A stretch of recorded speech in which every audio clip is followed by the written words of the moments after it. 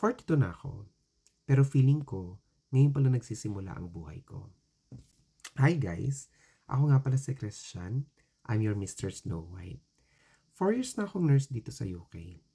Simpleng tao lang naman. I love food, music, skincare, perfume, at kung ano-ano pa. I thought I'm already figuring out my life here. Pero last year, ang daming nangyari. I was diagnosed to have kidney cancer. I had an operation because of that. At namatay si Daddy.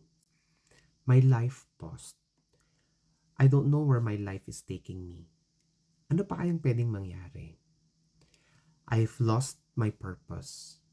And my life completely changed. So ngayon, naisip ko, why don't I create a space for anyone in their 40s and figuring life out? We can talk about health, food, skincare, perfume, anything survival in our 40s. Because honestly, totoo pala ang balita. Life begins at 40.